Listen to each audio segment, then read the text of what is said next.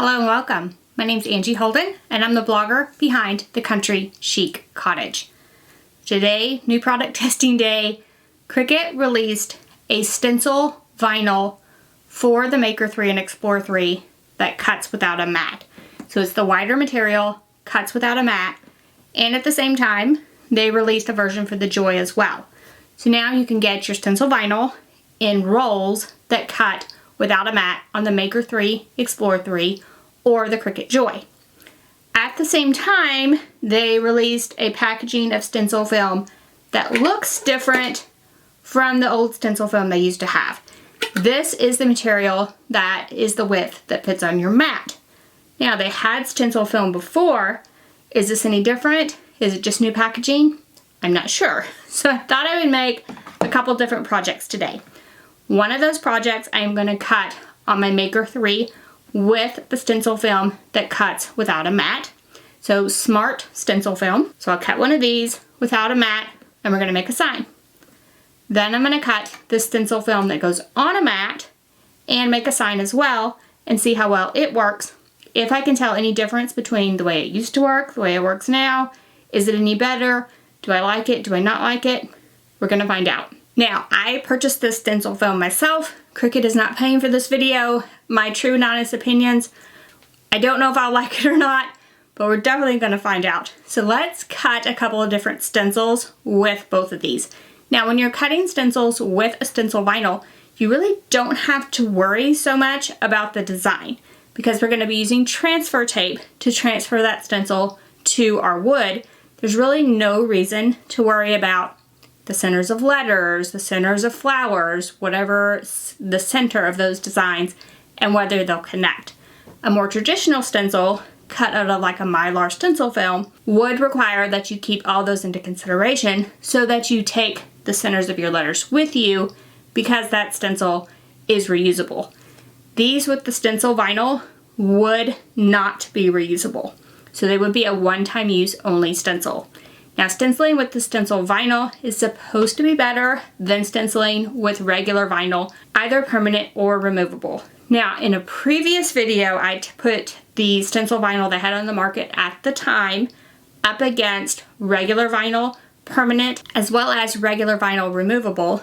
And I will link to that video in the description below. So if you're interested in how those three compared at the time and stacked up to one another, head there, watch that video. For now, we're just going to use the stencil vinyl on the roll that you can cut without a mat and the stencil vinyl on a roll that you can cut with a mat and just see how well I like both of those. So that's what this video is intended to do.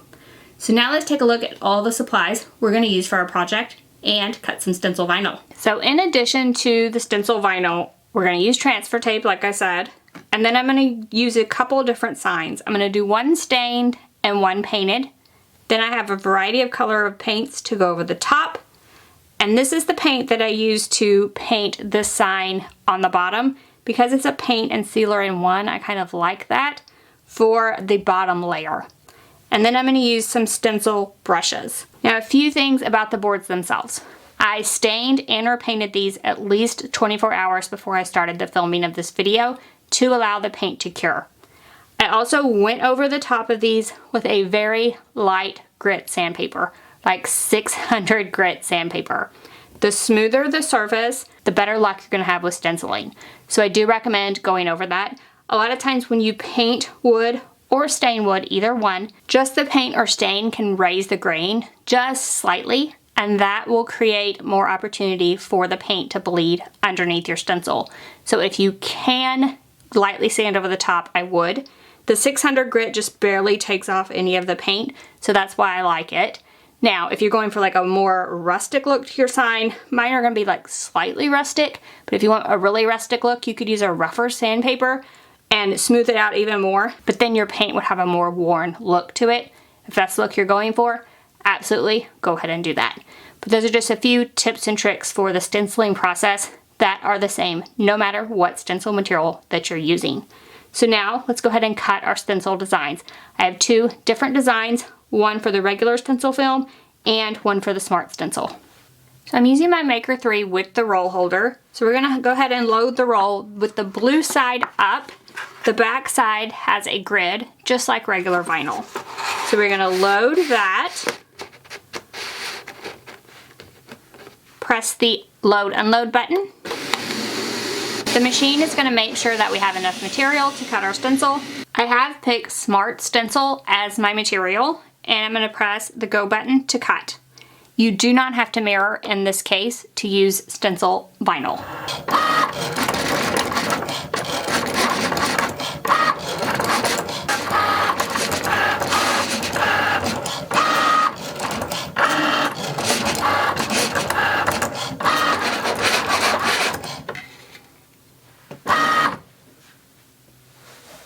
Once it's done cutting, we'll just hit the load unload button again to remove it.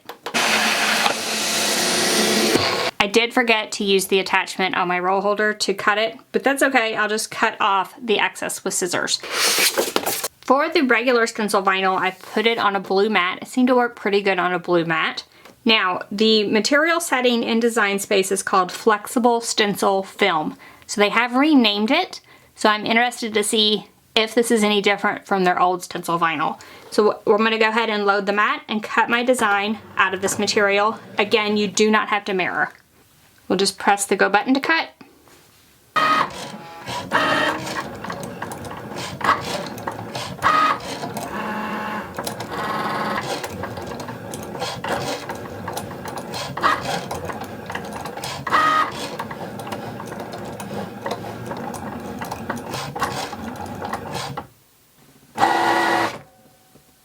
Then once it's done, we'll just click the unload load button again to remove it.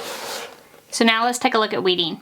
For these, you will want to weed everywhere where you want paint to be. That means you leave things like the centers of letters in this case.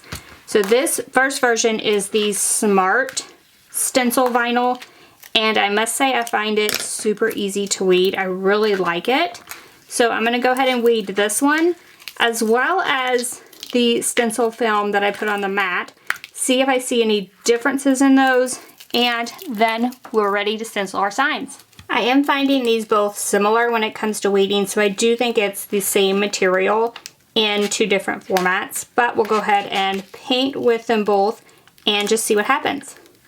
So next we'll want to apply the stencil film to our surface, and I'm going to use transfer tape for that. So I've already cut pieces of transfer tape, and here are both my designs completely weeded. And as I said, I feel like they weeded the same no matter which version I was using. So I like to use a piece of transfer tape that covers this entire thing to transfer it all at one time. And I'm just using a scraper to get that down onto the stencil film itself. And we'll just burnish it across the top, flip it over, and burnish from the back as well. So you just want to make sure everything's stuck down to that transfer tape. And then you just want to try to peel back the backing sheet. So the backing sheet is different on the Smart material than it is on the regular. So this is the regular version, and so far so good on it. So you'll just want to peel this back, and I just go slowly, making sure like the centers of the letters and things come off as I'm peeling back.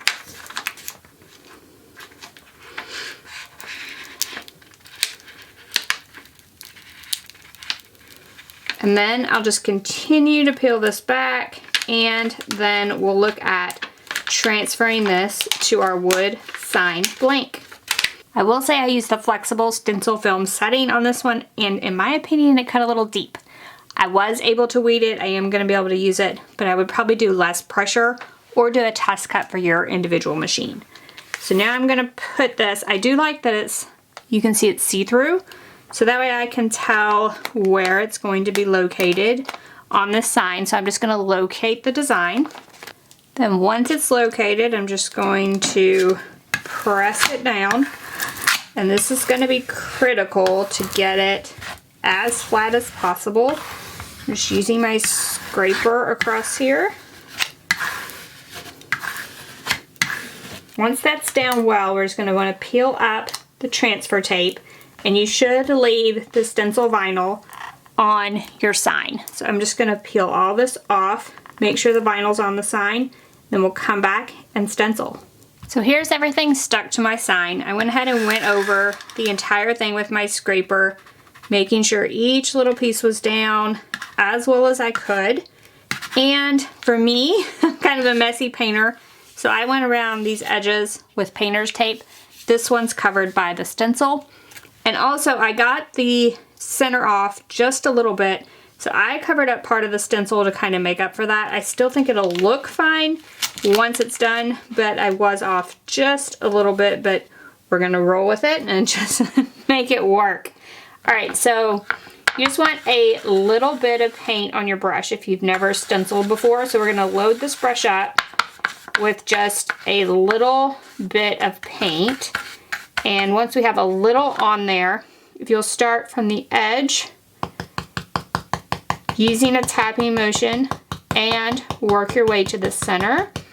And several light coats are gonna be better than one heavy coat.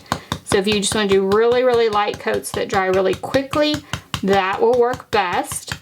And for this one, I'm probably going to do a fairly rustic appearance, so I might do 2 coats max, maybe 3 if I'm feeling like it doesn't look good, but I'm going to leave it somewhat rustic. So I'm just going to keep stenciling over this, and then when we remove it, that'll be the real test. Here's the sign painted. This is 2 very light coats of white paint. And if you do the light coats, you don't have to wait for it to dry very long because they dry so quickly. So I'm just gonna start peeling this back and taking a look at how well the stencil performed. The film probably will tear as you're peeling it off of here. So you're just gonna have to lift it up with something like a weeding hook. And that is what we will use for like the centers of letters and things like that. So I'm just gonna go ahead, peel this off, and then we'll take a look at how well the stencil film performed on this sign. For things like the centers of letters, just use a weeding hook to pick up the pieces of your stencil. Just be careful not to scratch or damage the paint. And here's what that sign looks like once the stencil's been removed. I absolutely love this. I don't really see any place where it messed up. There's no bleeding under it. Definitely a product I would recommend. So now let's make a second sign. I put transfer tape on the second stencil in the same way as I did the first. Now this is the Smart stencil material. This backer is way stiffer than the other backer. So we'll see how this peels back. I'm hoping it does okay. So you will have to sort of bend it back to get these pieces off of here. And they seem to be coming off pretty good. And the cut still, I feel like, is a little deep. I probably would go not as deep if I was cutting now, but I don't want to waste this material. So I'm going to just keep peeling this back and just sort of working it all the way across the stencil, getting those pieces off just by bending it back, like just at, if you bend it all the way back on itself, it will come off better. So I'm just gonna keep doing this, and then we'll apply this stencil to our board and see how it works. So now this entire stencil is on the transfer tape, and we're just going to turn it over and hopefully locate it on the board correctly this time, since I did a poor job on the last sign. So I'm just locating it down here on the bottom and kind of pressing it down and then laying it down as I go, since this is a pretty large stencil. I'm gonna get as few bubbles in there as possible. And that location looks pretty good, actually.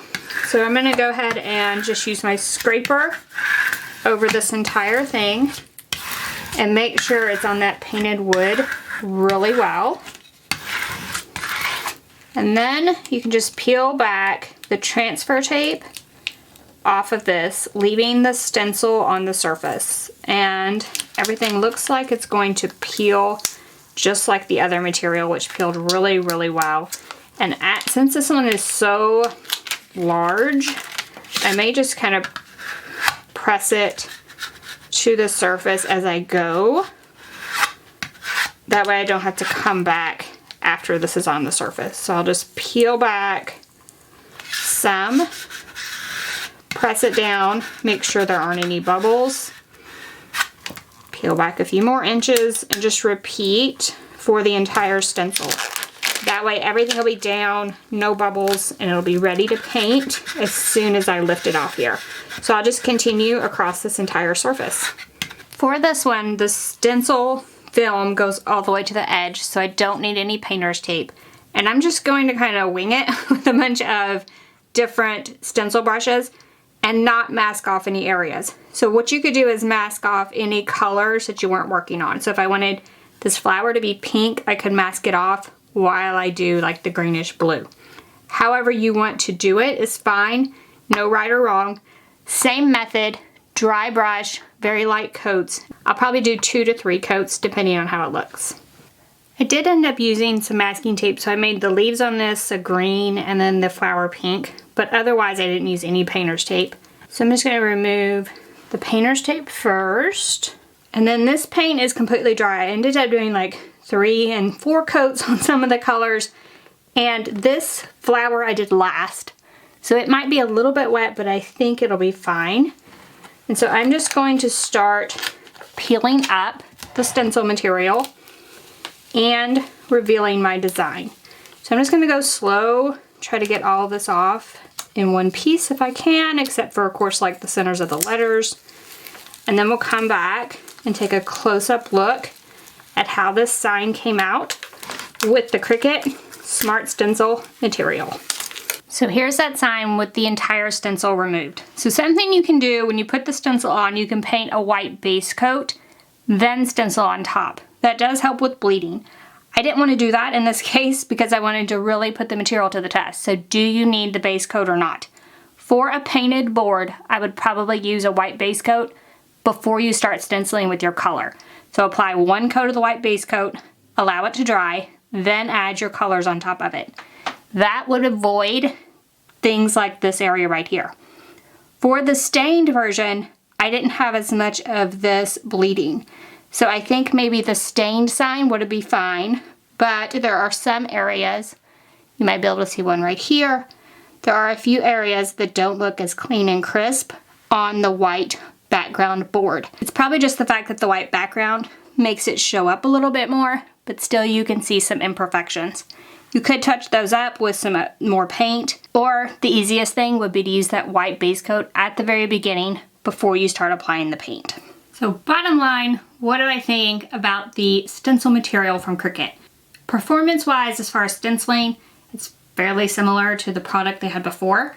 I do think it's more flexible, so that makes it easier to weed, and if you were using it on a surface where you needed to go around a curve, I do think it would work better for that. So I do think they changed the material itself a little bit, but as far as stenciling, it works about the same as it always has, in my opinion. Also, I didn't see any difference between the Smart Stencil material and the stencil material that you put on the mat.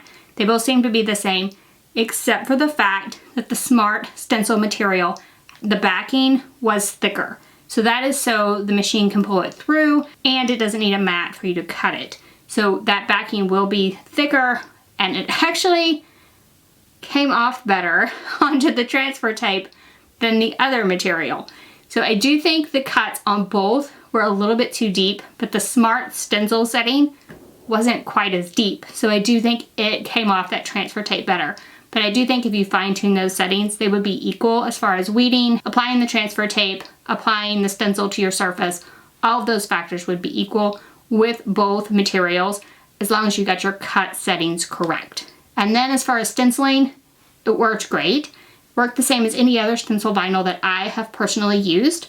Again, I thought it worked better on the wood piece, the stained wood piece. It worked better without adding any kind of base coat. In the case of stained wood, you would probably add like Mod Podge to it as your base coat to seal around that stencil and then start painting. For the white sign, probably would have done better if I had used the white base coat and then started adding the paint. But again, I wanted to test it without the base coat so we could see any seepage underneath the stencil. With the base coat, you use the same color as you would the sign. So in this case, I would use the same white. then you don't see the seepage, and whatever seeps under seals all those areas. So when you add further coats, you get less of those seepage in all of those areas.